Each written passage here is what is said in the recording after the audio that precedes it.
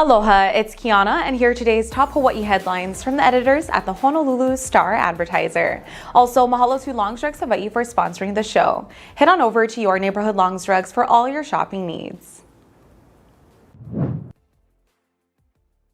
Tina Turner, the queen of rock and roll, has died in Switzerland after a long illness. An unstoppable singer and stage performer, Turner teamed with her husband, Ike Turner, for a run of hit records and live shows in the 1960s and 70s. Physically battered, emotionally devastated, and financially ruined by her 20-year relationship, Turner became a superstar on her own in her 40s. Throughout a long and storied career, Turner sold more than 150 million records worldwide, won 12 Grammys, and was voted into the Rock and Roll Hall of Fame twice, once with Ike and again as a solo act. Outside of music, Turner was among the first celebrities to speak candidly about domestic abuse. Born Anna Mae Bullock in a segregated Tennessee hospital, Turner spent her later years on a large estate on Lake Zurich and became a Swiss citizen a decade ago. She had two sons, Craig with saxophonist Raymond Hill and Ronald with Ike Turner. She was 83. Typhoon Mawar turned slowly over Guam today. The typhoon briefly made landfall as a Category 4 storm last night at Andersen Air Force Base on the northern tip of the island. Strong winds and rain pummeled the U.S. territory, tearing down trees, walls, and power lines, flipping cars, and pushing dangerous storm surge onto shore. The slow-moving storm was still battering the island early today with maximum sustained winds of 140 miles per hour and is expected to intensify through Friday. Mawar is the strongest typhoon to hit Guam since 2002. According to a U.S. official, the U.S. Navy has ordered the USS Nimitz aircraft carrier strike group to head to the island to assist in recovery efforts.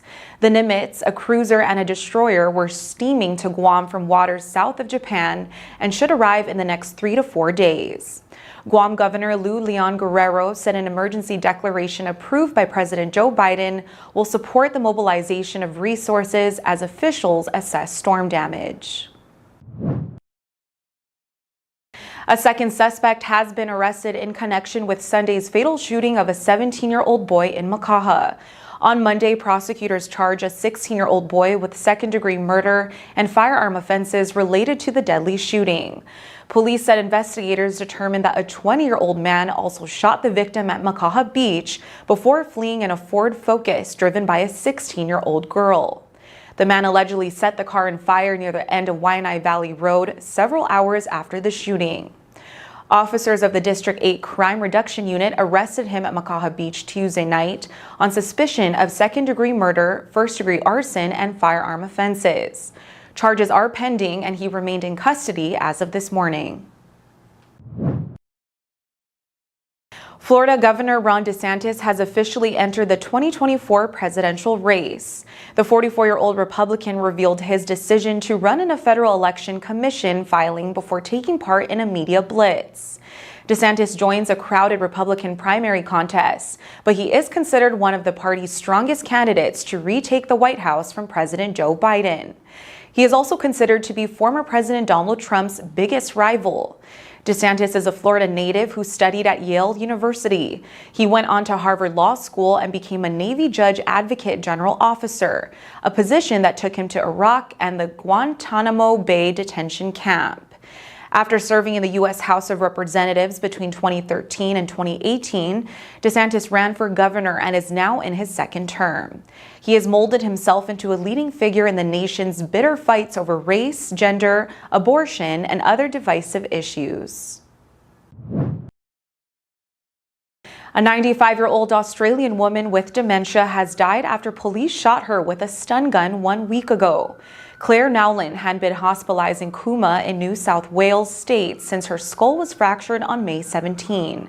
She had fallen after Constable Christian White shocked her with a stun gun.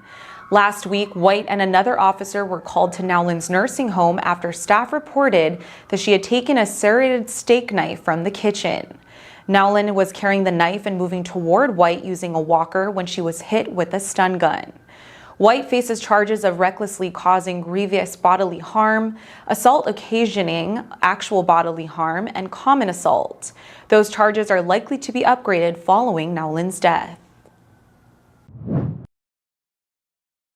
For more on these stories and all the latest headlines, subscribe to the Honolulu Star-Advertiser. Visit Hawaii's top source for breaking news online at staradvertiser.com and download the Star-Advertiser mobile app. Mahalo, have a great day, and we'll see you back here tomorrow.